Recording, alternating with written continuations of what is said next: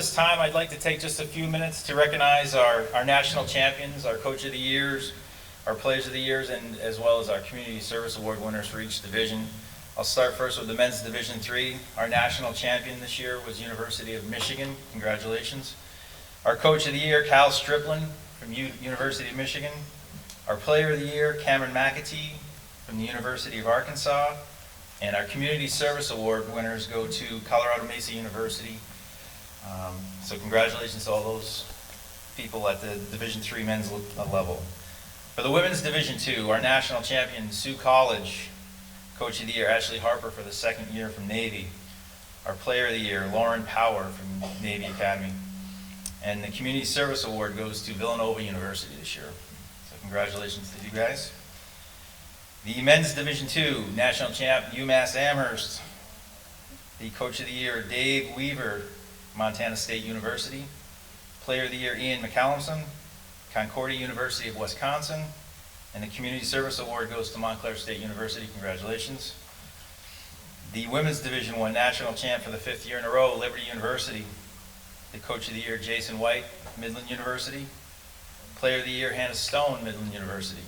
And to complete the hat trick, Community Service Award goes to Midland University. Congratulations. The Men's Division I national champ, Minot State University. The Coach of the Year, Leo Moran, Ohio University. Player of the Year, Luke Reeve, Ohio University. And the Community Service Award goes to Indiana University of Pennsylvania. Congratulations to all those people. Nice job.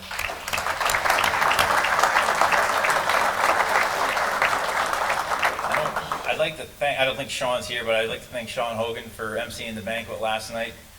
I thought he did a nice job. He inducted our class of 2022 Hall of Fame, Greg Powers from Arizona State University, Jonathan Tabato from Saginaw State, and Chris Will from the ACHA Kent State, and John Carroll University.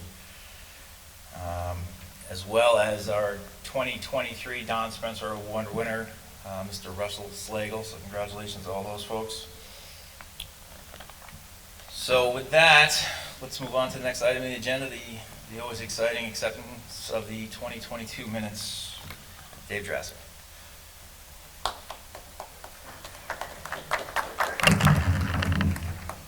Good morning, everybody. I hope everybody enjoyed last night. It was a lot of fun. Has everybody received a copy of the minutes? They were up at the front desk. Are there any questions on the minutes? Do I have a motion to approve the minutes? Motion by Randy. Is there a second? Second by Steve. All in favor, please say aye. Aye. Any opposed? Okay, thank you. Thanks, Dave. Jim Martin, come on up. So I've asked Jim to kind of skim through the details. If you have any questions, obviously you can ask questions. But just as an FYI, Jimmy always does a grind through the details, budget report the day before. So if you're interested in asking very specific questions, you can always show up at that. But Jimmy's always available for questions, and he'd rather answer them sooner rather than later. So, Jim Martin. Oh, we went to sleep here, so. Boy, that's really loud.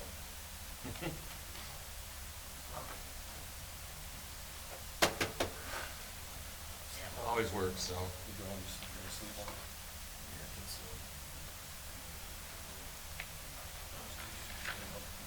So Paul said I have to finish up in about 45 minutes today, so we'll just skim through the high-level stuff. So, no, I'm kidding. Yeah, yesterday we went for about an hour and a half and went through all the grinding detail. Oh, there it comes. So we will just look at some of the totals and just the high-level things that are there. So just again an overview. We go through this every year, but there's not been any changes in the structure of the financial systems that we have. So again, we've got the main thing is we've got what's called a Pinnacle Treasury Management System. That's a PNC product that lets us manage all the accounts, see the transactions, and along with that we have a lockbox. And so when your schools send in a check, that address that's at the service center in Chicago, that's actually a lockbox. So that's a post office box that's controlled by the bank. The bank takes everything out of there, deposits everything automatically. All I get is the statement in that. So I don't ever touch any deposits at all. The other stores and things that we have all are an auto feed that go in there.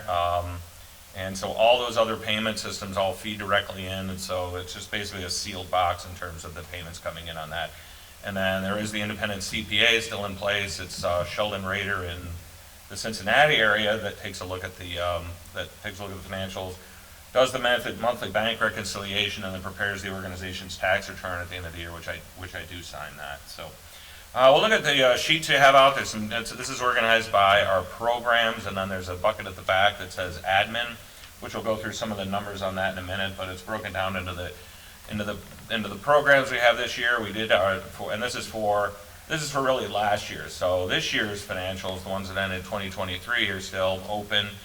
We've got the statement in from Marlboro related to the national tournament. So look at that at a high level here, but we're always sort of a year lag looking at the financials because our year ends at the end of June. So June 30th is the last day of our fiscal year. We still have a lot of things in play related to the national tournament, and of course this whole event too. So this is looking at 21-22. So for 2022 national tournament, you can see it's the first section on there, and it was very well run. The deal we had with that was it was a revenue split thing. They collected, we had expenses, they had expenses. All those expenses kind of went into a pot. They collected the gate, and then we divvied up the pot. So it worked really well. We had the additional bonus, as you can see at the bottom. So the net revenue for the entire event was around $77.5. And plus, at the time, the state of Missouri had a travel credit incentive. So we actually received another $43,000 for that. So those aren't ours available. Craig does a good job. He's always got the ear open about what states are running those things. We had a similar arrangement in Dallas. The difference here was St. Louis actually paid it right away, where Dallas waited 2 years to pay it. But we do look for those things. It's an opportunity, but you can't always rely on those. We may not always be able to find a host where they do have a travel credit or a travel incentive, but as you can see, it's very rewarding for us when they have those things. And so there's a whole process, and we went through all the grinding detail of that yesterday about what all the components of the national tournament were. As you can imagine, the ice and things. You don't see the ice on here because, again, this was net of our expense reimbursement. The ice was, in the national tournament budget that was monitored separately and divvied up there. And so this is just net. All we had was the net our expense reimbursement in that. So if you look at the bottom of your sheet, you can see our net profit for last year was around $123,000. That includes, though, that $43,000 we talked about a minute ago, which may or may not be recurring in the future. So that's included in there, but again, that was the travel credit that we got, which may or may not happen again in the future, depending on where we host nationals and that. For this year, we're still working on some of the expense details with Marlboro, mostly around staffing costs and the way they burden in their costs, and we still are expecting it to be profitable for at least around $40,000, more if we could beat them down on different costs than that, which we're pretty good at doing. So, and then we should have a total positive net revenue again for the organization for next year. So current cash balance I've got to look up at this point of the year. It's really it's not really very meaningful. We've not paid the USA Hockey dues yet, and a lot of other expenses related to this and some of the national tournament travel costs. Right now, it's around $425,000, but again, there's a lot of things we haven't paid for yet. And so at this point of the year, it's really not a very meaningful number. At the end of the last year, it was around $140,000. So we do have a good cash cushion again. If you remember the COVID year, that was pretty well depleted. And so we have been able to build up the cash reserve again to a point where we can be sustainable should some other slowdown happen in that, which is very, very important for the organization. So before we get to questions, we can look at our sheet here and look at some of the other fascinating numbers that we have here. So you can see there's the total national tournament was $77,508, which again includes the travel incentive. Regional tournaments are for Division II. They're pretty simple. The arrangement they generally come up with, they put together, is that the host pays for the ice but keeps the gate. And so we're responsible to provide refs, plus now we get the broadcast revenue through Hockey Tech. So they're on Hockey TV, and we get, I think it's $1 for every viewer that comes in there. So if you're at home and you have Hockey Tech, if you can just tune into the regional tournaments for a minute, you can watch that number grow. So So the net cost of that was, that was a cost of $161.50, and you see the biggest component of that is the referee cost. And that's similar to national tournament, the referee costs are always growing. We put in a new vision program that's expensive, so we're paying for contact lenses and prescription glasses and eye exams for the game officials now. So it's that's where some of those referee fees go. So anyway, I have my glasses. I got a spare pair if you need them, Rob. So the national meeting, you can see the next section down there, national meeting. That's got the costs associated with that. It's mostly the banquet.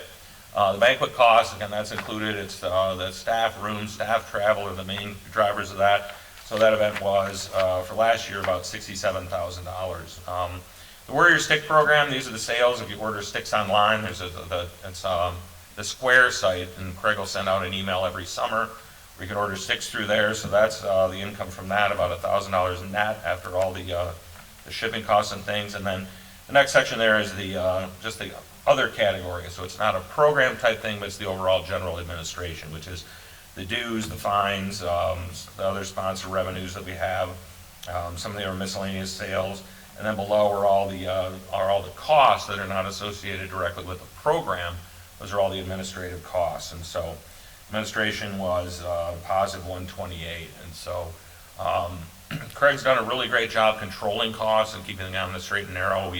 We do take a look when we're doing staff travel, looking for deals, looking for other ways to economize on those things, and Craig's done a great job really keeping those costs in line, and we expect that to continue in the future in that. So do you have time for a couple questions, or I can break out some other files? I've still got, what do I have, 40 minutes left?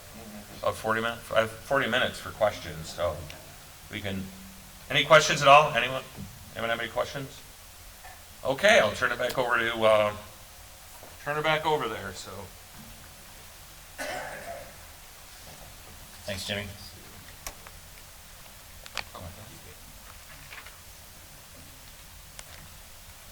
So next we have the report of the Executive Director, Craig Barnett.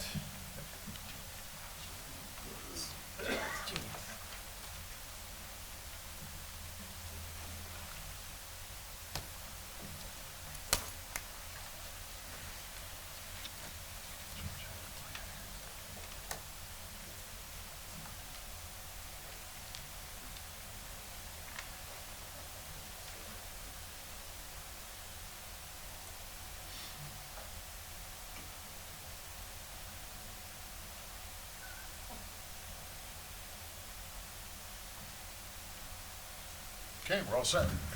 Welcome, everybody. My name's Craig Barnett, Executive Director of the ACHA. Proud to say that this is year 5 for me, and it's one of my favorite times is coming down here. Believe it or not, I've not been in the sun since I've been here. I was in some sun before I got here, but coming and seeing the faces of people that we talk to or email and go back and forth on throughout the long season. It's always great to see a lot of the faces down here, and sometimes it's really good to put a face with a new coach or a new team rep. So I always look forward to these types of meetings. I'd like to thank the Spanish Wells and Golf Country Club here to hosting us for a second year. I'd like to thank all the award winners from last night at our awards banquet, which took place here, and it was a phenomenal event. It was great. It was great to honor our award winners from this year that Paul went over, induct our Hall of Fame people, listening to the stories, their backgrounds about the ACHA and how important that foundation was for their successes, not only in the world of hockey, but certainly in life itself with their families and what they do professionally. So it's just always a good reminder of where we come from, and it's again just a great experience there. I'd like to thank for this season, the staff that we work with every day, pretty much. Dave Kurtz and Brandon Russ, Russ Slagle, who was honored the Don Spencer Award last night. As many of you coaches know, that was well deserved. And everybody else that we deal with, trying to create an environment for you guys to be successful. with your teams. So again, just a great opportunity to work with our commissioners as well. You know, we are very unique, and that's what makes the ACHA so wonderful to be part of. 5 divisions. Every division kind of operates a little differently, as you know, and every division has wants and needs that might be different from other divisions. So, you know, it's a great you know, it's a great environment to work in, and I really enjoy it. Really enjoy seeing the faces here, and appreciate your time coming to this event. Moving on to the program here. Just wanted to quickly congratulate our national champions, as Paul did, Minot State, Men's Division I. We have UMass Amherst, Men's Division II. University of Michigan, Men's Division III. Liberty University, Women's I. And Sioux College, Women's Division II. I'd just like you to notice how I color-coded those with, you know, the matching of the uniforms of those winning teams.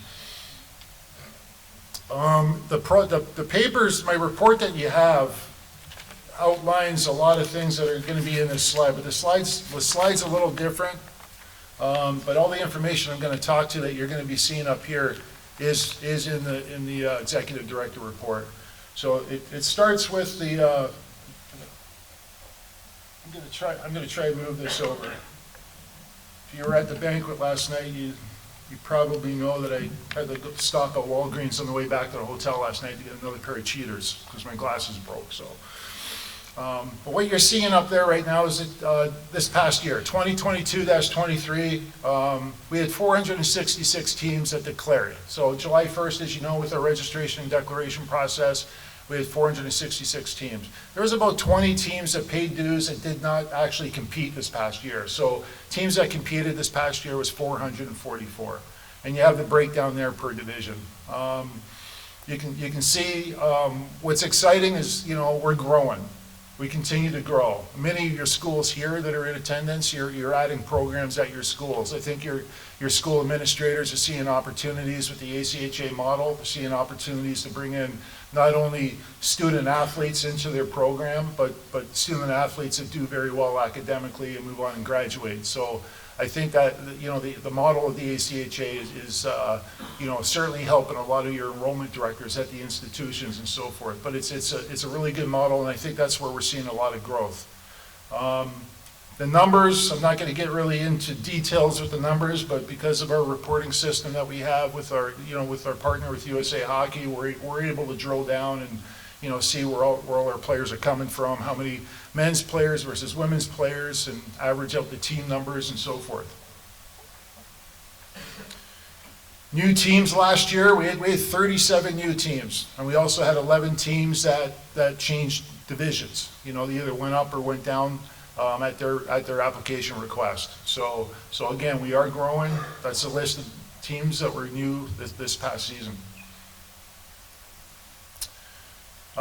Again, just sticking with the numbers, 5,200 plus games that the ACHA played this year, from September 1 right through the postseason play, through national tournament. So a lot of games.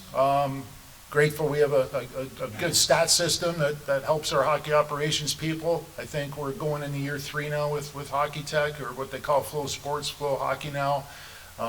You know, we're getting better and better at managing it. We're getting better and better at hopefully educating our teams and our members on how the system works. And I think we're only tapping in about probably 15-20% of what that system can do, but we're getting there.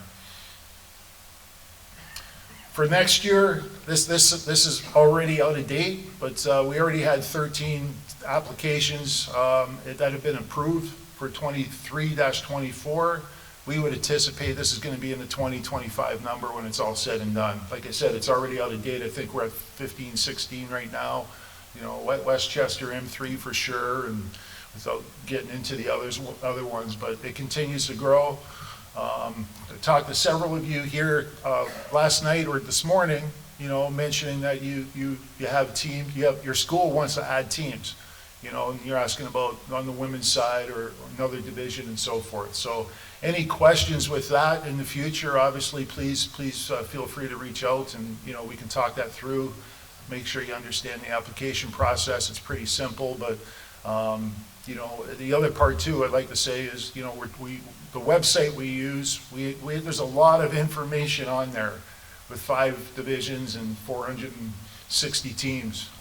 So it is sometimes difficult to find things. So I know Devin introduced himself along the row there. So Devin's kind of coming in with us right now, and his main goal is to make the website a little bit easier to find things. So we understand sometimes it's challenging to find information on there.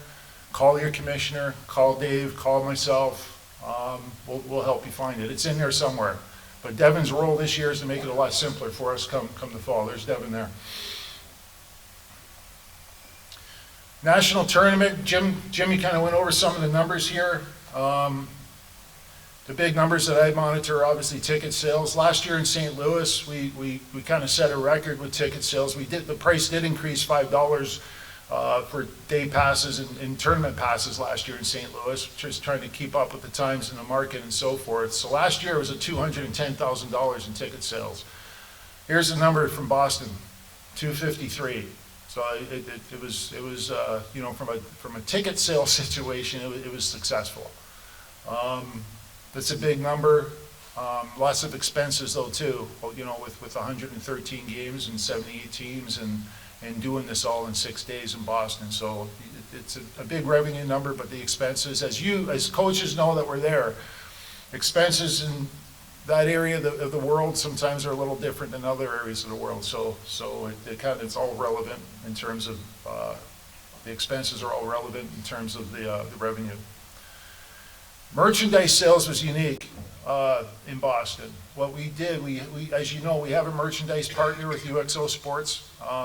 They provide our merchandise at our postseason events. The deal with Boston, when it was originally agreed to back in 2018, because they bid on the 2019-2020 national tournament, was their facility utilizes internal merchandise.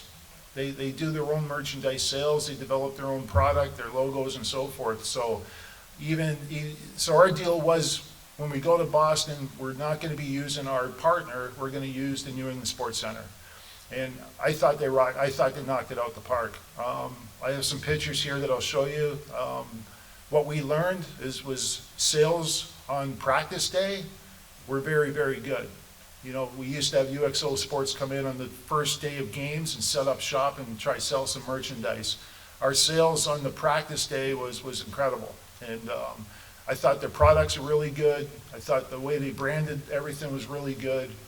So we might have some new opportunities there with them. But you can see $154,000 in sales. The expenses were $90,000, which mostly was the product itself and the material itself and so forth. But $63,000 in merchandise sales. The hockey TV numbers that Jim referred to, there's some confusion. We have some meetings coming up with Flow Sports. As you know, Hockey Tech, a year or two ago, Hockey Tech, owned by a former owner of the Stu Siegel, former owner of the Florida Panthers, had this company with many different product lines, just like Point Streak used to be, right? Stat programs, websites, 50/50. Hockey Tech had that. Stu sold that to a company called Flow Sports. So Flow Sports, under their umbrella, have Flow Hockey, Flow Volleyball, Flow Basketball, many different sports, okay? When they bought Hockey Tech, which includes Hockey TV, they kept the Hockey TV brand. So our broadcasting is still through Hockey TV, which is owned by Flow Sports, which they like to call for us Flow Hockey. It's not a very good branding. We're talking to them about how do we want the brand, how should we brand who our partner is? Because right now I talk Flow Sports, Flow Hockey, Hockey TV. There's three different names, and we want to kind of help them brand their product, but they've got to figure that piece out first, and they know that. So we'll be working with them. So when I talk Hockey TV, it's also the same as Flow Hockey. But here's our numbers. National tournament in the middle there, the viewers, 20,500 viewers. You can see what the average game viewership was there per division. 329 of men's 1 per game, 160 men's 2 per game, 119 men's 3, 141 women's 1, and 57 on women's 2. Jim talked about the viewership and what kind of cut we get from the broadcasting. This year, when Jim talked about it again, those were the 21-22 season. For this season, we entered this year in a new deal with Flow Sports or Flow Hockey. So we, as you might have seen the press release at the beginning of the year, we entered into a 5-year title sponsor deal with Flow Hockey. And that deal incorporates money as a title sponsor in a set amount of money for viewership. Okay, so as you can see in your package there, that deal that we signed was a 5-year deal. It was in excess of $320,000. So we know we have $60,000 each year minimum coming into us based on this title sponsor deal, which includes $28,000 in viewership money. Okay. Long-winded there, happy to answer any questions about that partnership or about how Hockey TV, Flow Hockey operates. Any questions on that? Yes, Bill? Are there any opportunities to do anything in season, like game of the week or anything like that, like, and rotate it around all the divisions and get a little bit more hype with it? Sure, so Bill's question is, are there any more opportunities, to do game of the week, rotate it around, to try and have maybe like a weekly game or something on Hockey TV? There are definitely opportunities. They're very interested in, working with our membership, individually and the ACHA as a group. But they also understand that, we cannot have an exclusive partner. Our schools, our members, you have the ability to use whoever you want. A lot of you guys have, specifically in terms of broadcasting, you have broadcasting groups that broadcast games for you. Some of you do it internally and do a great job at it. But sometimes that becomes a problem depending on who the games are and who you're playing against. But it is an opportunity on the list that we talk to them about. So the gentleman I work with is a gentleman named Matt Bowlesby. Matt is from actually the Florida area down here that oversees the hockey piece of Flow Hockey. So we've talked about doing that. Definitely events. If you're hosting an event, I know we're talking about some showcases and so forth. We're interested in doing that. And they're very interested in doing that. These numbers here, I thought St. Louis numbers were good. These numbers are even higher than they were in St. Louis. So they're very happy with this partnership, and they're willing to talk to us about new ideas, but certainly willing to talk to any schools in here that might have interest in working with them. Okay. The national tournament, just a little pretty slideshow here, but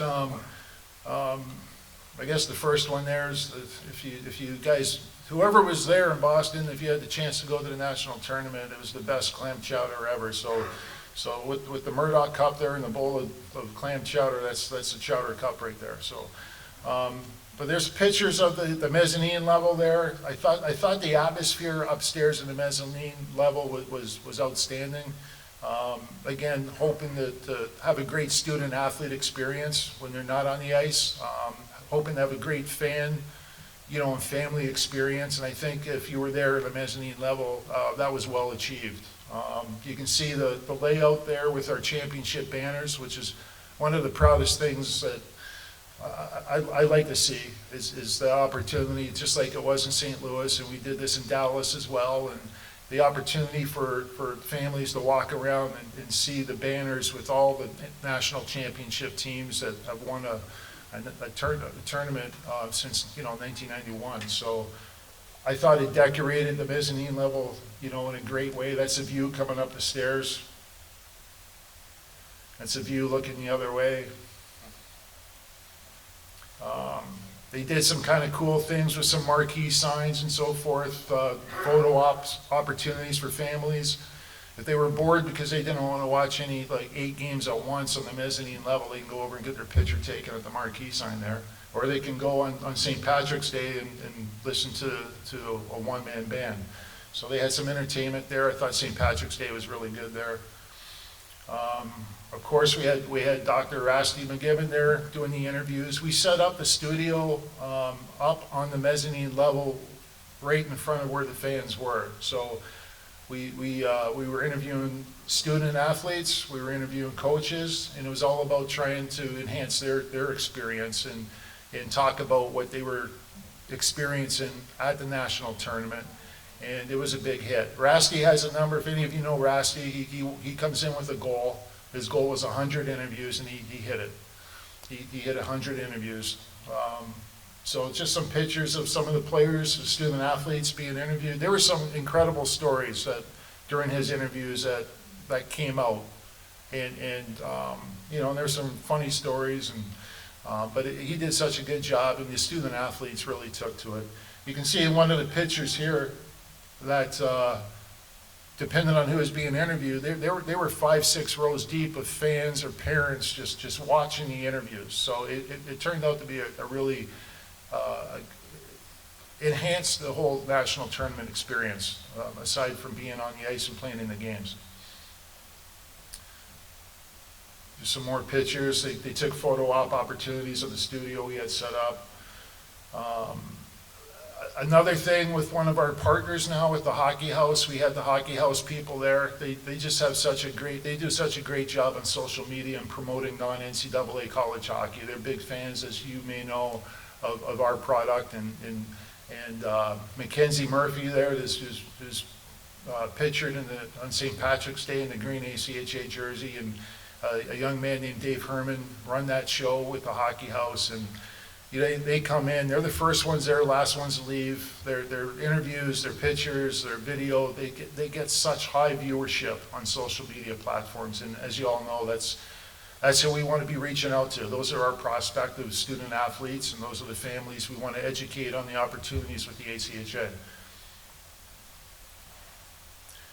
One of the cool things that we did, that Taylor Hadley and Molly Mahoney and our women's commissioners, we organized an educational seminar program for young ladies in the Massachusetts area to come in and listen to some speakers. I appreciate Bill Wright being there from UMass and many others that came in to speak to these young ladies about opportunities in the ACHA. So Taylor, Molly, how many prospects did we have?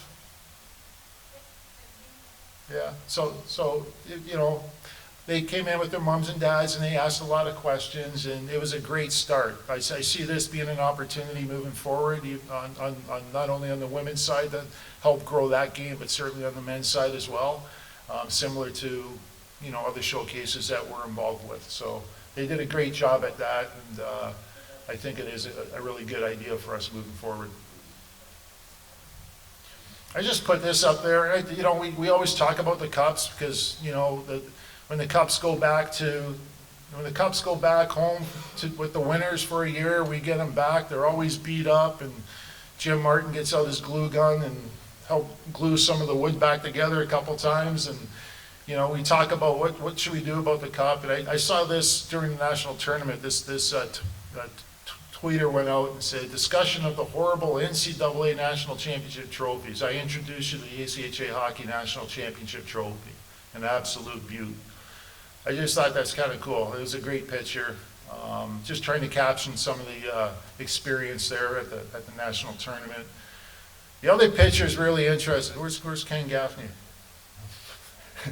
So we interviewed Lawrence Tech University, one of their student athletes thereafter, and we're all watching this interview, and about 2 minutes into it, we realize there's a second person there behind the young man that's being interviewed. You can see him with the blue face on there, and he was the Blue Devil there from Lawrence Tech, and I thought it was hysterical. It was cute. I'd like to thank our partners and sponsors that attended Marlboro there. Warrior was set up, so coaches and even fans could go and see new product and so forth. Sparks was a big partner for us there. We brought aboard a new partner about 2 weeks before the national tournament called Blade Tech Hockey out of Toronto, Ontario. They were there with some new product. You'll see some more information on that new sponsor. Hockey TV, obviously, Flow Hockey and USA Hockey support. So I'd like to thank those partners and sponsors. So getting into USA Hockey, as you know, our 5-year contract with USA Hockey ended back in March of 2022. I've been working with Kevin in quite a bit over the last 2 years. We entered this past season on a 1-year extension. So during the negotiations, the ACHA, in the best interest of the ACHA, while we were negotiating, we were looking at other options as well. Talked to a couple people with hopes to continue moving forward with USA Hockey and come to a resolution. So basically, the values and benefits that we get from USA Hockey, as you know, they're the national governing body, and we're part of that. The insurance piece, they help us and they've invested money into the portal that we use for our declaration and registration, and that's key for our hockey ops, and it's key for our compliance and so forth. That's how your rosters are created and managed, obviously, through the USA Hockey portal. That's how Dave Kurtz basically manages and approves your rosters through the portal that they provide us. We receive a check for $36,000 every year for help offset our game officials' expenses at the national tournament from USA Hockey. Obviously, they track our coaches' backgrounds, they track the safe sport, which is always important, and they have the education program of the CEPs. And any programs that need certificates of insurance, they provide that and add additional insureds on there as well. So we have some new ideas moving forward. I'm happy to say, as of yesterday, we are now partnering with USA Hockey in a new contract. We have a three-year term with USA Hockey that went into effect once we signed the papers. So we're really happy to continue with USA Hockey. They came back to us, Kevin came back to us again after 2 years of going back and forth. Our dues right now, this year, as you know, part of your dues, $700 per team, covers 30 players and 4 coaches. Some of the numbers, and Kevin knows this, and he's standing in front of me, some of the initial numbers that we were getting presented, we understand it's a new time, costs go up and so forth, but the cost per team was going to be very tough. It was going to be very tough for you guys to take that on, so that's why we kept negotiating. We're just really happy that they came back. Our 3-year term with them is going to be $800 a team, so it's going up $100. So we'll be at $800 a team for the next 3 years. The ACHA, we're going to absorb that. We're going to absorb the extra $100 in year 1. So your dues are going to continue to be $700. We'll pay USA Hockey $800. We hope to do that in year 2 and year 3 as well. But there may be an increase, no more than $50 in year 2 and no more than $50 in year 3. But we just don't know where we are, obviously, financially at this point. Our goal is to absorb that. As you sit here today, your dues will not go up this year. Our dues go up $100 per team, and ACHA will be absorbing that. And in year 2 and 3, at the very worst, it will be somewhere under the $50 increase. Okay? Any questions I can answer about that piece? What I'm really excited about is the opportunity to continue to move forward with USA Hockey, but more importantly, to enhance our partnership with USA Hockey. We can do a better job. I think they understand what our needs are now. We have ideas of doing a better job together to support our coaches and players. One of the big areas, as I talked to Kevin, and Kevin's gonna come up and talk here a little bit, is on the CEPs. You know, I think what we need, and Kevin agrees, and we're gonna work on this, is we need an educational program for our coaches that's more focused on college coaching. And being able to work with their director of the ADM model, Bobby Mancini, our goal hopefully is to have a plan in place here, working with the ADM people that can customize an educational program for our college coaches. And we have opportunities perhaps to make those virtual or what have you. We're working on a plan. We don't have the official plan in place, but as Kevin will tell you, they understand what our wants and needs are that will better serve what our target is, you know, is having our college coaches, you know, focusing on being, you know, better coaches at the college level, not necessarily the, you know, watching Pee-wee modules and so forth. So that, you know, so when you look at that, that's one of the new areas we have, and I know Kevin has some other ideas too that we want to do, including something that's been on my goal list for a long time, and that's starting a mentorship program with our captains. We have 444 teams that played this year. We have 444 captains. What a great opportunity to start a leadership or mentorship type program like that. And we have some ideas that we've been talking about. So the bottom line is I'm ecstatic to be moving forward with USA Hockey, working with Kevin and his staff. And once I'm done this report, Kevin's going to come up here and talk to you a little bit. Any questions on the new contract?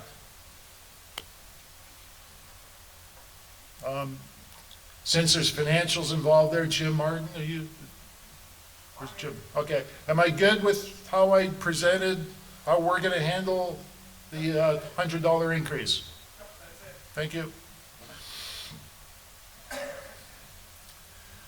Nationals 2024, St. Louis, going back to St. Louis. St. Louis Blues we're excited to have us back. The dates, March 7th through 17. The dates per division, I think, are in your packet there.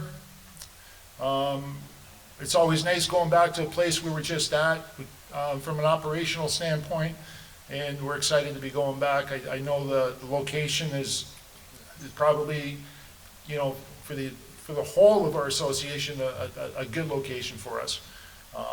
So we're looking forward to that, going back to St. Louis, and I don't know if there's any questions about 2024. What I wanted to talk to the membership about, okay, is moving 2025 and beyond, okay? Last year, as the slide says up here, you know, we voted here last year, our membership voted, and surprised, overwhelmingly supported keeping the 5 divisions together at one location. And I think what we saw in St. Louis, what we saw in Boston, again, from 30,000 feet looking down in terms of the experience, not just for the student athletes, but the fans and so forth. I think it was really, really good. I know there's issues and challenges, mostly in terms of, you know, what the teams that are competing there are there for is the win.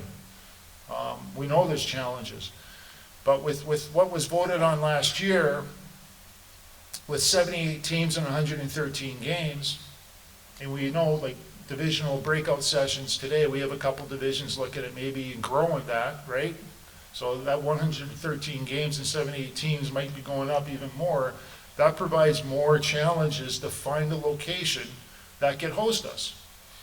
Logistically, financially, we get it, there's challenges. I understand the challenges this year in Boston, hotel costs. You know, travel, we get it. But with the model that we voted on and that we have, we're kind of limited where we can go. I do not have a place to announce right today for 2025, simply because the opportunity or the proposal we had is not in the best interest of the ACHA. I look at our past national tournaments in Columbus. I wasn't part of Columbus, but I wanted this job bad, so I went and tracked Al Murdoch down, and I was there. I watched part of the tournaments there in Columbus, and you know, there was a lot of good about it, but you know, you guys weren't all together. You were all over the place, the chiller rinks and so forth. Dallas was my first experience, you know, and for me, you know, hanging on to Chris Perry's coattails there, trying to figure this big tournament out. It was good, but you guys weren't all together, you know, like Frisco, Plano, McKinney. So that's tough, you know, and it's an outlier event, right? So St. Louis was the first time. It was really, really good, you know. W2 played 2 days worth of their pool play at Maryville, just down the road. But other than that, everybody, when W2 came into the fold, when we could get the ice schedule to work, we were all together. And I thought that environment and atmosphere was fantastic. Boston, we were all together, not only, you know, in one location, but all under one roof. A lot going on. We knew it was going to be organized chaos. It was chaotic. I know that some teams and some divisions might be, you know, not thrilled with you know, rink 7 and 8 back there, where there's a gap between the Zamboni doors and so forth, or the locker room situation, or security. But again, this is a big event. That was our first time being there. We learned some things. But those are the challenges that we have. So as we're looking for 2025, we're really good about 2024. As we're looking for 2025, I'm seeing some places now that it's not going to meet our standards, and it's been challenging to find places. One, I know we have urgency right now, so we're gonna lock in dates. Okay, you guys need the dates. I know your schedules are coming up and so forth, but we're not going to stand here today and announce a place that's not going to work for us. So there's an urgency. I get that. The location. I think the idea we have, and we had a really good conversation with the board yesterday. I think there's a way. I think there's a way to, when I say expand the dates of the national tournament. So we'll take St. Louis for example. 10 days, right? 7 through 17. If we extended the national tournament date a couple days, maybe 2 days, maybe 3 days, okay. The entire tournament, not your portion of the tournament. Men's 1 dates will still be 6 days. Men's 2 dates will still be 6 days, whatever your schedule is. But the overall national tournament, if we extended that, we'd be able to stagger some starts. We still want the divisions to stagger their starting times, okay? But I think what we would get, and I'm open for comments and suggestions on this, but what I think we would get is, yes, it's going to be a long stay for myself and Russ and Dave and Brandon and Eddie. Eddie told me last night for them too. But our divisional commissioners, again, their tournaments will be the same amount of time. But what we would get is, I think by extending this, is we'd be able to utilize a 3-pad facility. I haven't done the feasibility study yet. This was discussed yesterday, and the idea came up yesterday. And why is a 3-pad facility a good thing for us? Location, location, location. If we could pull this off in a 10 to 12 day period and stagger the starts a little bit more, now you bring in 3-pad facilities all across the country. From Chicago to Cleveland to Pittsburgh to you can just keep going. And that location thing, I understand from our membership, some of it, most of it indirectly. If you have concerns, please let me know. Call me and talk to me about it. But I think we can do that. And so my goal here in the next week or two is to do a feasibility study on trying to put a tournament with 113 games in a 3-pad facility and see what those costs look like and see what that looks like. Because if we can pull that off, then we'll have a lot more options to place the tournament in different areas of the country, as right now you've agreed to do. But that's my thinking, because right now trying to find a 4-pad facility is very difficult. There's 2 8, well, it's the San Jose 8 sheets now. Somebody told me last night they're at 8 sheets. So there'll be 3 facilities now. San Jose, Blaine, Minnesota, and Boston have 8 sheets. We don't necessarily need 8 sheets.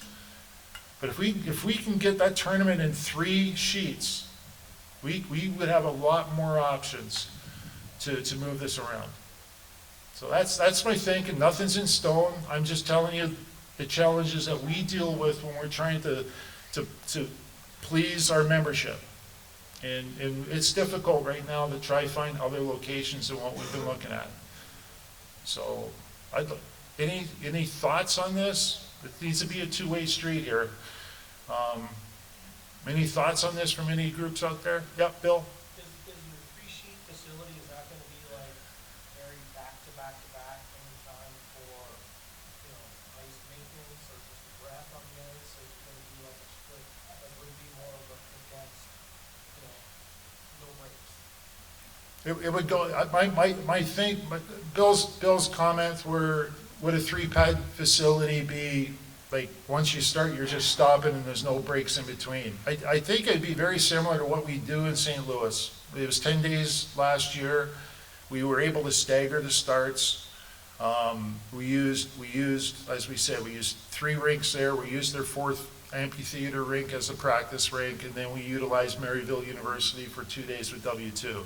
I think if we extended that by 2 days, we'd be able to get all games on those 3 pads. But it would be, the practice ice would probably have to go somewhere else, in close to that facility. But what I'm trying to do is, I'm trying to find solutions here for our membership that would feel better about location and costs and so forth to get, everyone's gonna have costs, not everyone's gonna like where we go, but I understand the challenges now, because I'm having trouble finding locations to move this around. I love the 5-division concept. But we're limited right now on where we can do this. Did I answer your question, Bill? Thank you. So while you look at this, what's the difference between a 12-day tournament in one route, where teams on day 1 and teams on day 12 never cross paths, versus like 2 facilities that total 4 or 5 sheets in the same city? Well, we're able to brand the rink ACHA. We're able to have everybody in the same place, even though they wouldn't overlap as much. But from a staffing standpoint, it's a big deal. It's a big deal from a staffing standpoint, where we could have our people there that support you and support your teams. Any other questions there? So, get back to you later on this, but not too late, because I understand it's urgent. But that's why we have not announced any place for 2025. This is a big nut, and after today, we'll see where things go with some of your divisional breakout session proposals too, which would have to go to the board for approval, but we also know that you want to grow. So if we're at 80 plus teams or 120 games, that affects, the facilities that we're looking at. So I appreciate the input. You know how to get hold of me anytime. Give it some thought, but I'm trying to find ways where we can make this we can rotate this around as you voted on in locations that make sense to provide an even better student athlete experience. How's my time, Paul? Okay. Just real quick. Just so you know, in terms of resources for the coaches and so forth, which, to help the recruiting and the prospective student athletes and families, we continue to make enhancements on the website. You can see the map of the ACHA teams. We will be updating that here after the meetings as coaching changes, contact information changes. You click on that button. On the left side, you'll see all 5 divisions. You can check the boxes, and it shows you where all our teams are. You can just check one box. Check your boxes, please, because if that information is out of date, please provide updated contact information. Because in this situation on Men's 3, if you clicked on Men's 3, it lists all the schools ACHA Men's 3. And it breaks right down. Just so happens Jason Greenway's popping up here, former player of mine. Getting gray, man. Okay. But you'll see that, the information's there for the prospective student athletes to find and reach out to the coaches. The second piece is the ACHA Almanac that the Hockey House people helped us work on. And this is a huge amount of information. If you click on that, you're going to be able to drill down. You can't see the bottom, but there's tabs at the bottom per division, and there's about 50 different pieces of information on every school, from location to addresses to regions to the size of the school, public school, application processes, enrollments, average SAT, ACTs, tuition costs. This is all coming from the Department of Education. So these numbers are usually pretty accurate. And again, this is a tool that we're trying to provide to prospective student athletes to help our coaches recruit. I'm just going to go through the World Cup of University Hockey. That beautiful glass trophy over there that Brian Moran was able to fly back with without breaking. We had a really good experience over there. Romania hosted, as you may know. They received some money from the Romanian Federation to host the World Cup of University Hockey with 8 countries represented. ACHA provided two teams, Team Canada and Team USA. Just want to thank the coaches that are in the room here that were part of that staff and put those teams together. The student athletes had a great time. They represented their schools, their families in the ACHA in an unbelievable way. I'd like to thank Brian Moran for overseeing that as a general manager and working with the 2 coaching staffs. He did a tremendous job and obviously has a lot of experience with the World University Games. Just some quick pictures here of the opening ceremony with the 6 other countries. Just some pictures of the teams, the facility itself. Just so happened that the 2 ACHA teams won their pools and ended up winning the semifinal games and played in the championship game. Picture of Gary and his staff with Mike and Frank. Winning the gold medal for Team USA and holding the trophy there. And then the administrative staff was pretty excited too there with Brian, Dr. Murdoch, myself, and Paul. There's the championship team, the final standings. And those 3 gentlemen, Paul Hebert, Yarrow Straka, and Attila Nagy, really ran this whole thing from day one. You know, as you may know, Paul worked with Yarrow to start the European University Hockey Association, kind of modeled after the ACHA. And now we have a lot of university teams over in Europe, and those 3 gentlemen put together a fantastic event. I'd like to thank our sponsors.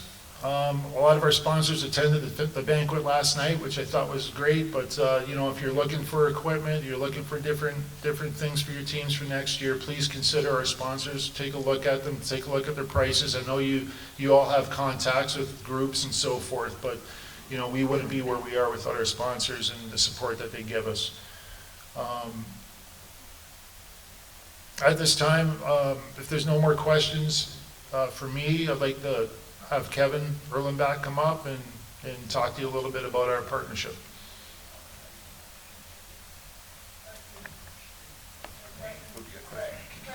I'm sorry, we got a question?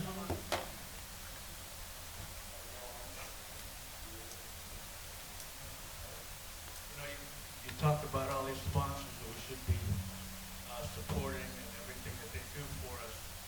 There's some of our programs that have to buy all our merchandise and hockey equipment on the internet because there's no stores around us. So we come down here every year hoping to meet 50, 60 vendors and go out and buy and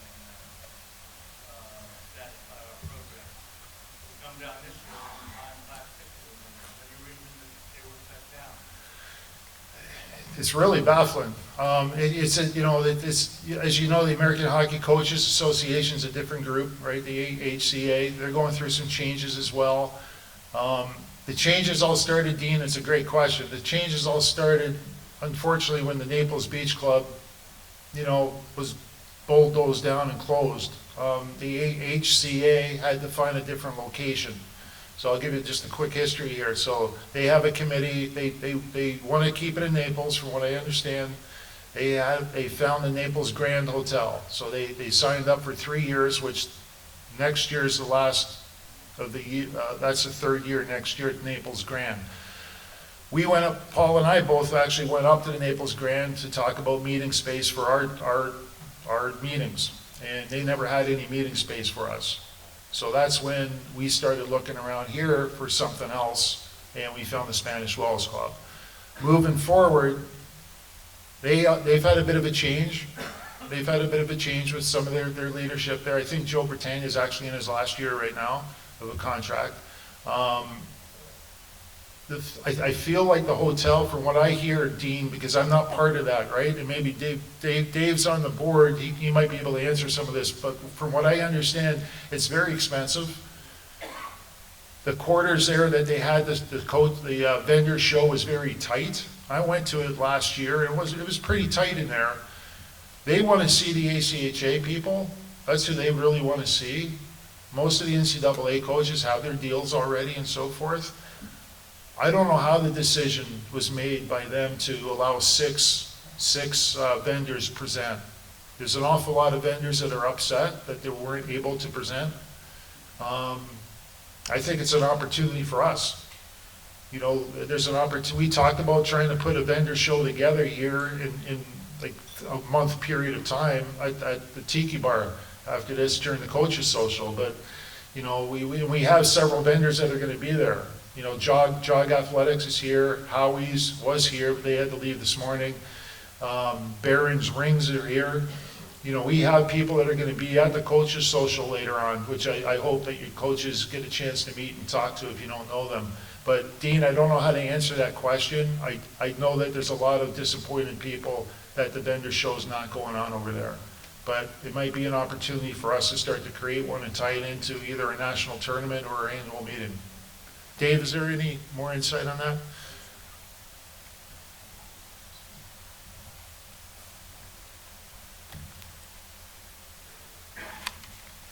What had happened after they moved their venue really is they had last year, which was the first year at the Naples Grand, they had very limited space. A lot of the coaches were unhappy with how limited it was. And what they decided to do was cut it down to, I think, 6 to 10 premier vendors. And they sold them space there. And then what they did was they allowed other vendors who wanted to pay good chunks of money to sit around at the pool and talk to the membership who showed up to the meetings about their products as well, because they had never let their vendors solicit during showcase times whenever you were going out into the rooms to look at the things. They wouldn't let them try to get business during, you know, cocktail hours or anything like that. It only had to be when the showroom was actually open. Consequently, too, since it is over at the Naples Grand, it's fairly expensive. You pay, it's $240 a room, plus you have to pay a resort fee, plus you have to pay a parking fee. So a lot of coaches, NCAA coaches, did not show up either. The majority of the coaches who are there are NCAA Division I coaches. There's only a handful of Division III coaches. And what they decided to do was, let's just reduce it all together, have these 6 to 10 vendors. They have to pay, I think it was $5,000, $10,000, $20,000 to show there now. But the ACHA, you know, is running into some financial issues too. So what they try to do is they try to cut it down, try to charge more to the vendors, just to make sure that they were breaking even at least. Is there any other questions on that? Yeah, just want to elaborate more on the AHCA and the partnership with us. I personally was able to benefit from coming down to Naples years ago and sitting into those continuing education programs, getting my level 4 and just things like that we talked about, and maybe Kevin's going to talk about the Alpha training and CPT, but I think one of the greatest aspects of ACHA is allowing less barriers to entry with coaching or getting involved in the game, right? Like we're all here, lots of teams involved or so expanding the game, growing, learning together. Just want to see if that's something you guys want to visit as well, because I think there's a lot of value in that for us as well. Yeah, that's a great, it's one of the, it's a very important point. Thank you for bringing that up. And that's exactly what, you know, we've been talking about with this new partnership with USA Hockey, with our new agreement. And on this, especially on the CEPs, that's you know, for us, that's a value and benefit, right? Mike did a fantastic job in the past. Mike's no longer, I know Mike is involved, Littenberger I'm talking about is involved with the Atlantic District on some discipline committees now, but moving forward, the goal is, and Kevin will talk a little bit about that, we want to improve the CEP opportunities again like we used to have. And I know that talking to Bobby Mancini and his ADM group, they're wide open to providing that for us. But I don't want to put words in Kevin's mouth here, but that for us is one of, the big talking points that we've had during our negotiations. We need to be able to provide that again and take advantage of making the values and benefits of you guys coming here for the annual meeting as well. Any other questions? Any other questions? Yep.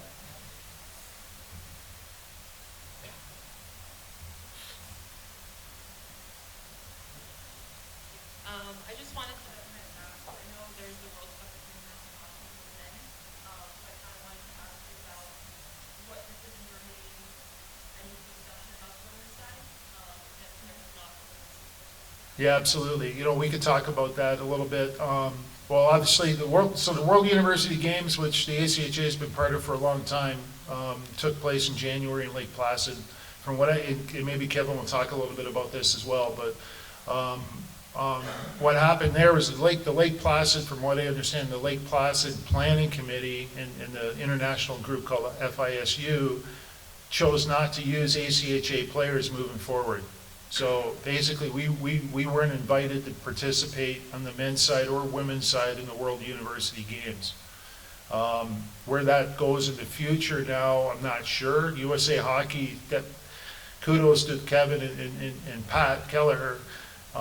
They stood up for us and said our commitment is to the ACHA. If we're going to be part of it, you have to use ACHA men's players and women's players for the two teams. And at the end of the day, they pulled the plug on that and chose to go non-ACHA. And I believe USA Hockey pulled the support on that for them. Moving forward, I'm not sure where that's going. I know in 2 years that's back on the schedule. I'm not sure where ACHA is on that right now. To answer your question, yeah, we've been talking. I've been talking for women's opportunities. I've been talking to Molly and Taylor and Ashley and Ken. We need to find some opportunities here, and we need some help on identifying events that would be beneficial for us to send ACHA women's teams to. That's a priority, and we've been talking about that. The World Cup of University Hockey came about quickly with the money that Romania got to support that, and that opportunity came about just on the men's side. So not speaking for Paul here, but that was an opportunity that we made a decision to move on, knowing that it was just it was a men's event. But moving forward, we need to look at the women's side to identify some events and so forth. I'm hoping Katie can help with USA Hockey. She's an ACHA person and involved there. Kevin's involved there. Ashley Harper, when we talked last night, she's got some ideas too, some people that she knows that might be an opportunity for us to communicate with and create some events and some opportunities on that side. We need to do that. It's a priority. It came up at the board meeting last night. There's never a question about that.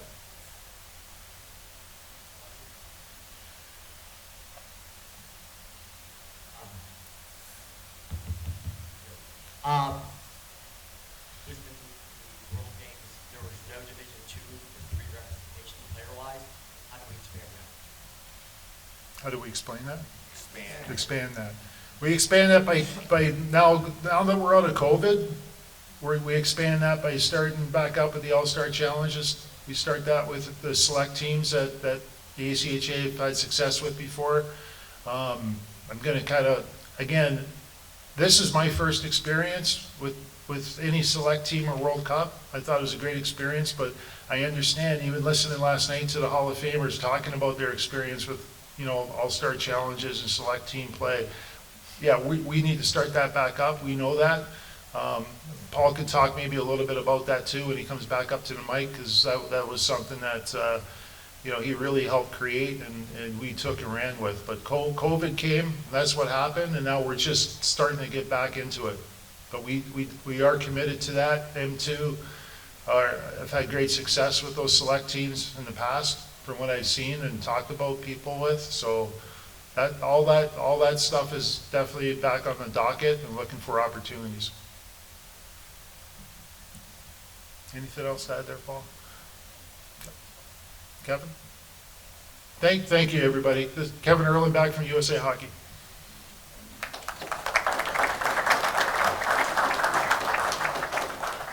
Thanks, everybody. Very, very excited to have their new agreement and be able to move ahead with some pieces that I think will be huge for ACHA and USA Hockey and the future of just college hockey for people. I always say it's close to me because between myself and some of my immediate team, there's 5 ACHA alumni, including if you ever deal with Chris Liang, who does a lot of the declaration and registration and IT components. He's a current M3 coach, so obviously it's very important to my team. I won't take too long. I just want to engage a little bit of the group here, not only on what's part of the membership that you may not see, but then going forward, how do we leverage the partnership more to grow and the brand of it. So some of the things that, if you don't know with the partnership that goes is increase in safety, which is always constantly evolving, insurance and risk management pieces that hopefully you never have to worry about. We do some financial support for the ACHA. There's some voting seats, so Chris Van Timmeren's on our what we now call our Congress. We just did a huge restructuring with our board, and Craig's on our adult council. They have a voice to make sure that the ACHA is present and forefront for that group. We don't work with any, even though it's not part of the agreement. We've had other groups try and start and get going as far as offering non-varsity college hockey, and we said kindly, ACHA is our group. If you want to be a part of that realm and USA Hockey, then that's the route you need to go. The CEP, absolutely, we're excited to truly hear from you on what you want to do, whether it's, Bob and his team can do some clinics here, to add value to it. Online too, we've changed our whole CEP program where a lot more offerings are online, so we can do some specific as well for you and your staffs to make sure it's impactful for you. And we constantly, as Craig alluded to, are trying to evolve that registration process to make it easier, but also get more data in the hands of the leadership here to make sure that we're doing what's right and helping all of you. What a lot of this means for you individually is, with and I'm not going to go too deep into the risk management pieces, but with with USA Hockey's coverage, it covers you not only on the ice, it covers you off the ice when you're driving to practice, or your team's on a bus going to practice or games. And as administrators, that's a piece that people don't realize, is that as leaders and board members and coaches and however administrators, you are protected with USA Hockey, and whether it's criminal or if you have to remove a player for a reason or deal with removing a unruly administrator, if someone comes back, there is protection for you. Some of the things that some of you have take advantage of that you may not know about is many of you have rinks that require certificates of insurance or COIs, but want to be added to that certificate of insurance. So we do that. I've had several come back and say, hey, our facility needs to be on that certificate of insurance. And we do allow sanction to play with NCAA programs, so I know many of you do exhibition games with them and just have to go to us, and I act as the risk manager, the district risk manager, and sign off on those. I'm not going to too much, but just an overview of what Craig went through, a little bit of what on the very base level of the partnership means, but there's a lot more ideas I'm going to jump to that I'd love to hear from all of you of how we expand this. But one thing over the past 2 years that we've dove head into is working with a group called Legends. And so Legends is they run a lot of buildings, they do a lot in sports marketing and sport management, across the board. But one thing we started doing is a lot of digital advertising, evolving that piece, getting past where people are worried about putting flyers in kids' hands. Now we're trying to make sure, not only people that are in hockey to make sure they renew, but now we've been doing a lot more prospecting. So, not to go too deep, but there's pixels and websites and pieces so we can track people. And what happens is that we've given them a profile of what our hockey members look like, and then they have the Oracle system that can chop up how people consume online in 60,000 different ways, and then they spit back a profile of people that aren't in hockey but match a lot of those pieces, live by rinks, things like that, and then we start connecting them with advertising. You can see some of the examples there on social media, on display, ads on websites. We're gonna start doing some videos. So the nice part is when you hit a certain point, they say, hey, there's no point to spend more money, you've saturated this. So I'm gonna take that funding and we're gonna start prospecting out our athletes at 14U, 15U, 16U, 18U, junior players, different messaging, so that as they're going through the hockey process, they start getting hit with ads, their parents and themselves on their social media feeds and websites they visit, and we're gonna try and do some video on YouTube. I know for my own kids, YouTube is highly used, but so I'll be asking you for some video and some pieces so we can build some content. But how do we start thinking on them that the brand of ACHA is the pathway that we want to send them to? So I think that's important just to help people understand that pathway. I just had a great meeting with we have a full-time branding manager, but also our communications department. And what we want to do is brand ACHA as a preferred program pathway. What that means is, as you know, once it gets to a certain piece in your hockey journey, people start hitting you up with junior this and select that and academy here. We're trying to help the hockey parent understand what is available and what makes sense.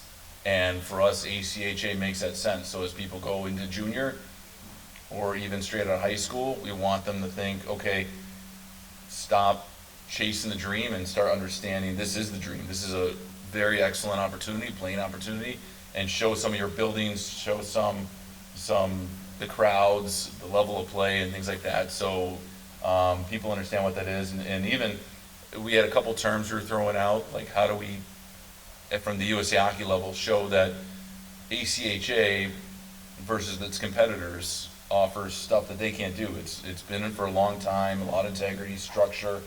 Especially as a parent, you want to make sure that the student athlete's first, and that it's not just glorified beer league. It's collegiate hockey, and show that quality and respect, and through video and components and imagery. Other things I want to do is to help us both grow. I'm showing here. This is actually an email we were going to send. It didn't work out. It was on our end from just sponsor conflict, but we can work around it. But this is an example of an email we wanted to send out to the whole New England area to help promote and get people to go to the national championship, see what the level of play is about, but also click on and watch the video, which would get more revenue.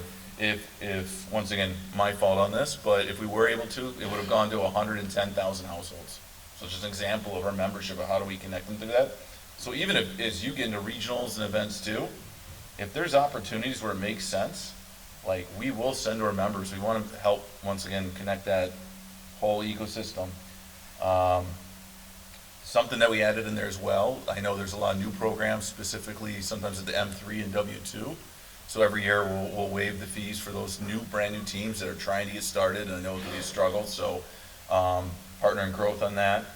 And then I actually work with the National Hockey League on a big grant that we get, but then on a lot of stuff what's called Social Responsibility Growth and Legislation Department, and a lot of their stuff and work, they would have a fund that a grant out of the collective bargaining agreement, and they're always looking for ways to how do they expand hockey-related revenue.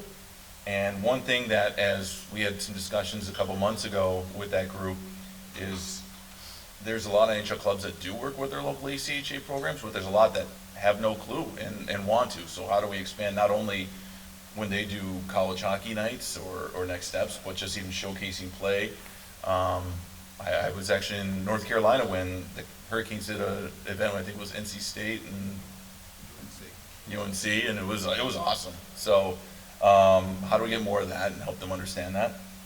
And then, even with we do newsletters, age-appropriate newsletters for if you're a parent of a 16U and 18U, so we want to feature more content as it relates to ACHA in there, so as parents are getting their hot tips along the way, better understanding of what they want to help their child navigate along the way.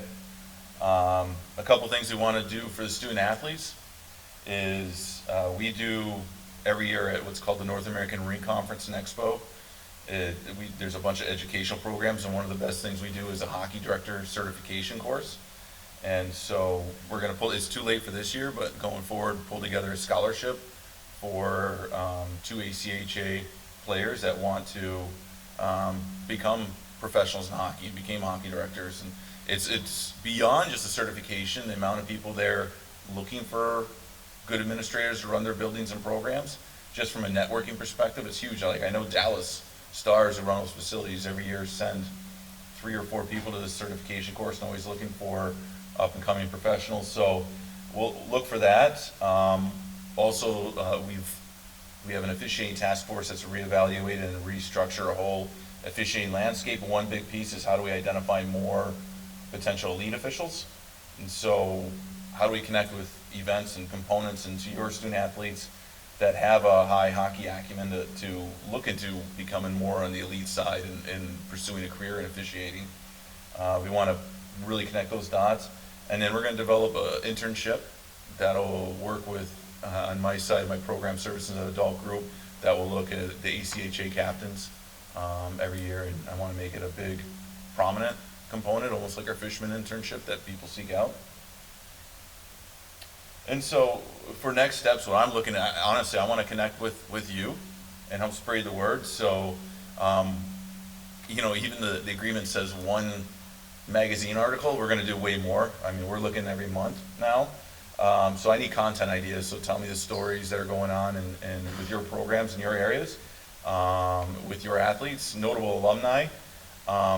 We really want to show the quality and value of ACH, and I chuckle a little bit just thinking of some of the competitors' recent press releases, which seem a little stretching the truth. So, we're even talking, how do we get the people that are close to ACHA, like Bill Daly from the NHL is on our board, and his son played ACHA. So get some quotes from him and help show the quality hockey people, but not just hockey people, but quality people. Like I can only imagine from the service schools, some of the alumni you have that we can help connect to how ACHA and USA Hockey will build the character in your child to be successful. So please tell us those stories. I want video, pictures, anything you can show. So as we go through the digital advertising, I'll point back to the ACHA website, but even some of the story contents and social media. We want to show how exciting it is to play for one of these programs. And any major events that if we can help promote in some way, obviously we're wide open to it. So long story short, we have an agreement. It's very base level. It's very pliable, where if you have ideas and pieces, let's brainstorm around and find ways to do it. So with that, turn back to Paul. Any questions, Kevin? Yep. Do we still have, I know we used to, but I know since COVID it might have changed, do we still have a reciprocating agreement with Hockey Canada as well, like the sports teams and whatnot? Oh yeah, yeah. No, it's part of our bigger, when we're a member of the IHF. So obviously the Hockey Canada being there, and I have a dedicated staff person. That's all they do is transfers and work with our other federations. So. Yes. One of the slides you had changed messaging to U16 players at USA Hockey. Yep. Obviously, College Hockey Inc. has a relationship with like player development, where they go in and talk to select 15, 16, 17. How did you envision USA Hockey spreading the ACHA message to the USA Hockey Network with the help stepping on College Hockey Inc.? I don't think it steps on College Hockey Inc. because they're a partner in all of it too. So I think it's just a piece of the puzzle that we show in a lot of those events, and even events like that. Like, how do we get our events? Like, I'm trying to think like things that we do. How can we carve time out to have those conversations about ACHA too? So, for example, could the ACHA set up a booth at like Tier 2 U16 nationals and start advertising It's a great idea, yeah, we can definitely look at something like that. What did you have? Honestly, I'm wide open. That's a great idea. I hadn't even thought about nationals. Like, especially when we're talking about if people are willing to go, high school nationals, a lot of our higher tier pieces, that's a great idea. So that's like, I'm talking like, hey, all these ideas, bring them my way. I like that a lot. Yes? Kevin, you were talking about the educational piece as far as branding goes. I think one of the challenges we all face is recruits having to understand the level of ACHA hockey. Right. We all hate the word club, Yes. right? And so we need a vehicle that hits all those young players. That can be you. And rebranding us out of the club world and into Premier Hockey World. Yeah. And I think that's one of the greatest things you can do. Are you the lead on that? Are you the... We have a full-time brand manager, so I'll work with her to make sure that we're feeding the right content there, and then she'll work to make sure it's the right spot. But that's totally coming on my mind there is like, how do we show, that's what I'm talking about on video and pictures and crowds and the level of play so people can fully understand and we can do a better job of saying, hey, this is where you want your kid to go.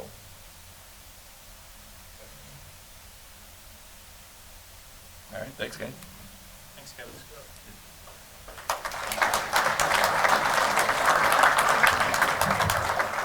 So we're a little bit behind schedule, so Dave Kurtz is going to give his report in 2 minutes before we adjourn.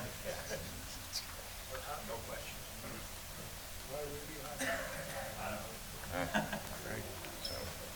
All right, well, I'm going to get the executive director, as I'm getting started, to come up and get his computer back up for me. So, yeah. Because I work with teenagers on a day-to-day basis, so I know when the food starts coming out, brevity is the key word, so we'll keep it moving. If you have questions about anything that I'm kind of pushing through, I'll be around after this. I'll be around after sessions. I'll be around at the tiki bar. So please make sure that you stop by. I just want to give a quick thank you to Brandon Russ, my assistant director of hockey ops, who I am would not be able to do all that we do and expand and have to do all the work that I dump on him, which is very thankful. So I'm going to skim through real quick on the recap. You have it in your reports. It's pretty boilerplate. It's things that we do. The only thing that I do want to highlight in this is that this year on the working with commissioners, we created a master sheet in Google Drive that as information was coming in, we gave it to them. So when you declared, there was a line about, did this team declare? And then register, and then send their schedule in. All these things, and we're continuing to build that out, and it really helped as we look at the next 2 slides in terms of getting the information we needed, also keeping you guys apprised of what you're missing, and most importantly, really, to be honest, having an incredible increase in compliance coming out of COVID another year gone, but then also just know you as the commissioners, the VPs, all those people, and then to you, making sure you guys knew where you were, and we could look back on it. So if someone contacted myself or Brandon, they could go on the Google sheet and say, yeah, you're missing this, we need this, that kind of thing, as opposed to, well, we gotta check. So 2 quick charts here real quick.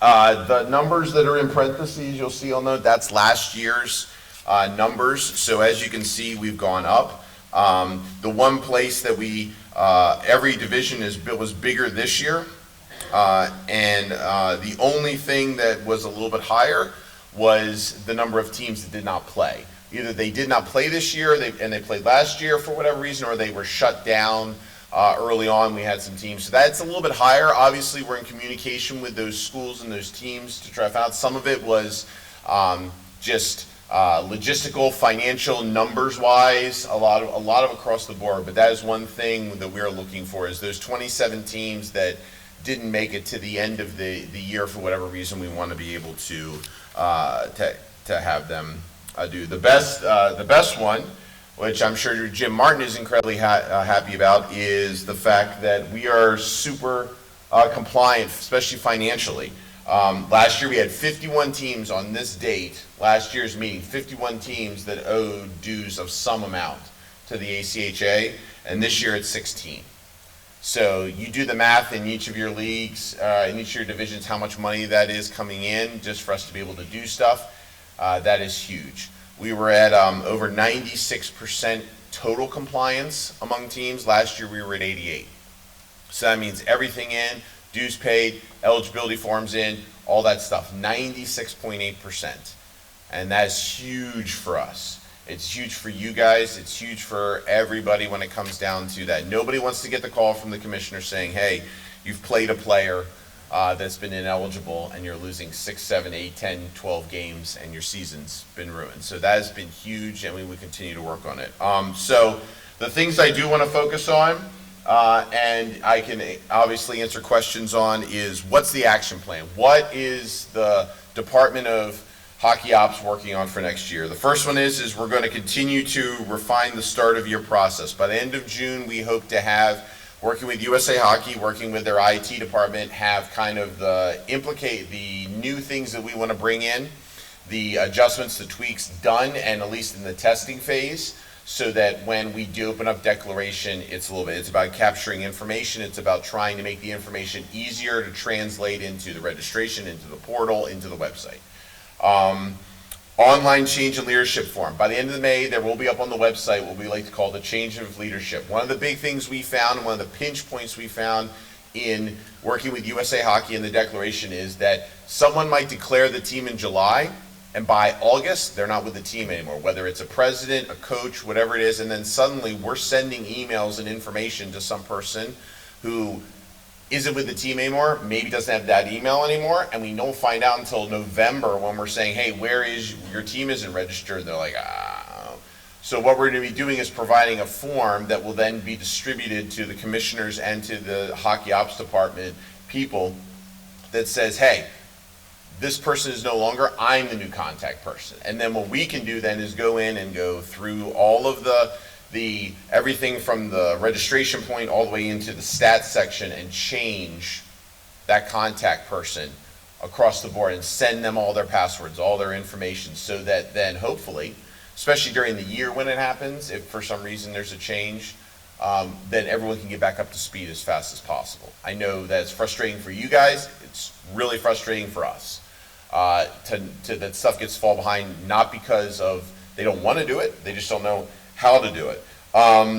Knew how to score video. I already had a couple of people while I've been here like say, hey, thanks for the videos of me on how to score. We're going to revamp that as there's been some changes in the system, try to get maybe get another face besides my ugly mug doing it, but provide that ability and expand it to not only how to score, but how to do a couple other things so that you guys, especially new people, or you have a new scorekeeper, you can say, hey, watch this 5-minute video. It'll give you the blow-by-blow of how to do it. So therefore, again, that goes back to being able to get live scoring going for more teams, getting more stats in faster, making our website look better.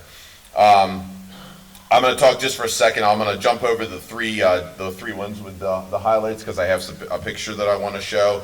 We are working on revamping the operations and form page. That will be done by the end of July. So when you guys start going in to look for your eligibility forms, your appeal forms, all the stuff like that is going to be better laid out, better for you to try to be able to get to it. We're talking about bringing on a social media coordinator into the operations department. Basically, that is to try to help us as a group brand our social media across the board better.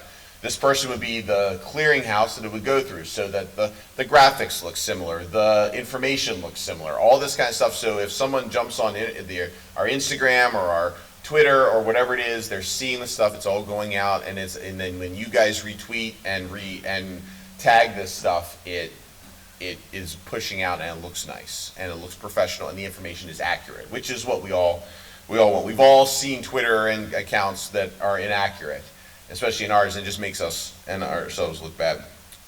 Craig talked about the almanac and map updates. That's going to be hopefully as best we can be ready to go by the start of the season, everything updated, and we're going to be working with the commissioners this year to provide a coaching list to be sent out twice a year to you guys. M1 does a great job. They send out an information 2 or 3 times a year. I'm not sure how many times, Brian, but it's got every coach's name, with his number and his email. And especially with the changes that come along, it's great if we know that's coming. So I'll be working, myself and Brian will be working with our commissioners to say, okay, we want to give that information to you, and we expect you to send it out to your membership at least twice a year, so that they know, hey, these are the guys. So you're trying to call for games, you're trying to call, oh my gosh, our car, the bus is now on the side of the road after hitting a moose. You know, whatever it is, I need to call the guy, I can look it up on this email that I have, and I can call the coach and say, hey, we're gonna be a half an hour, 45 minutes late because, you know, we're cleaning up moose guts. Couple of things on the website. Hopefully by the year, we'll have a ribbon header that'll have every league logo on it. We've already got the logos inputted and the information, so that you guys as league commissioners and presidents will have it, so that when the teams that come to look, they can click on the ACC, the NCHL, the CSCHC, anything like that. They can click on it, boom, it takes them to the website. Another way just to connect, so they can find out, well, who in the world's in the area of the places I want to be at? What schools are at a place that I want to be at?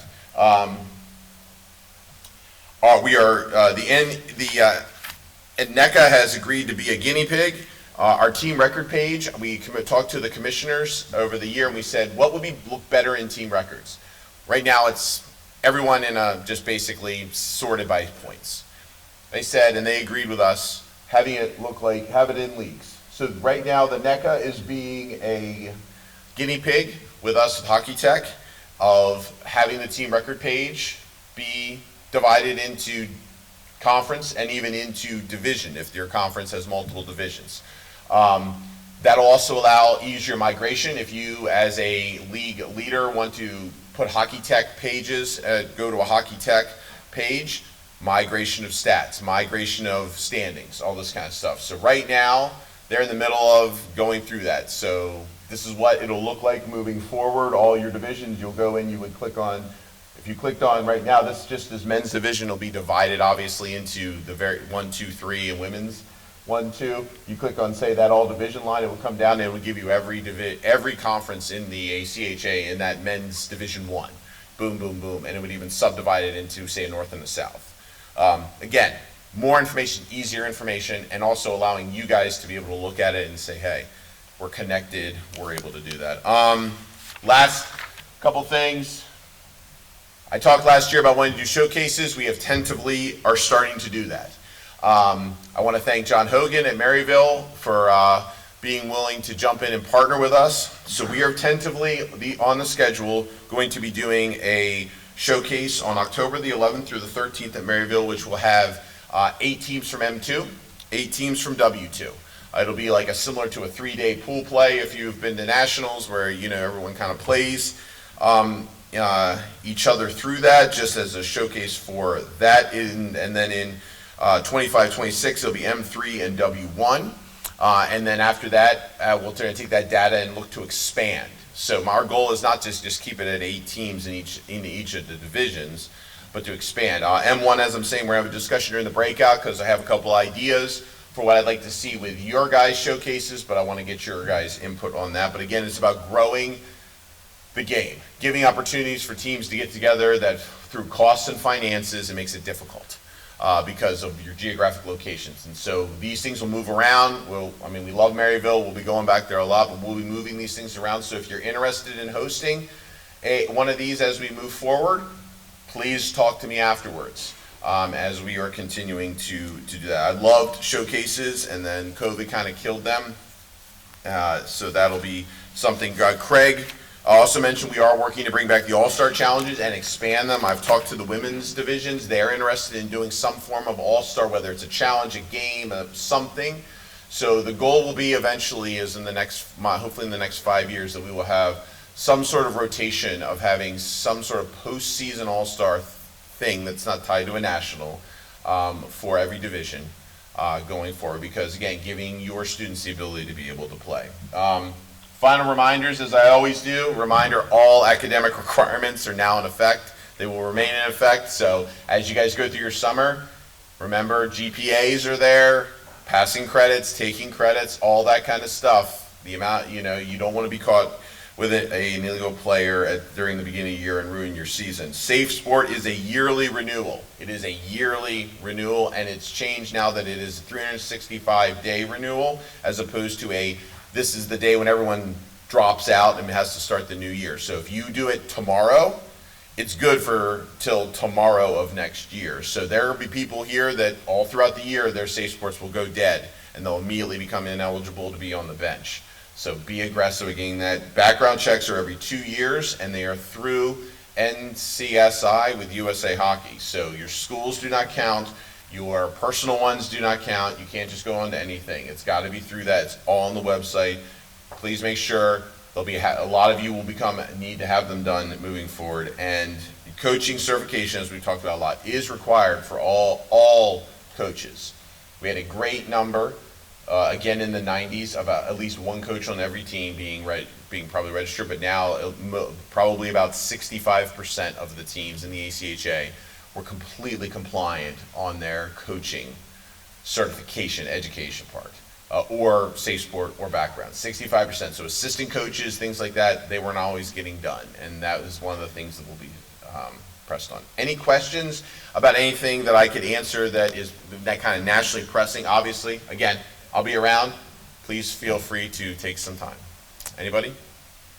Yes? Safe Sport, how do we know when they're out of coach? Your USA Hockey information, like whoever your team admin is, can go in and see the expiration date on it. Oh, I'm sorry. They were asking about how do we know when stuff like our Safe Sport and our background check runs out. Whoever your team admin is, when they go into the portal, they can look at, say, myself or whatever, like Dave Kurtz, and it'll say Safe Sport expires X date throughout that. So, anything else? All right.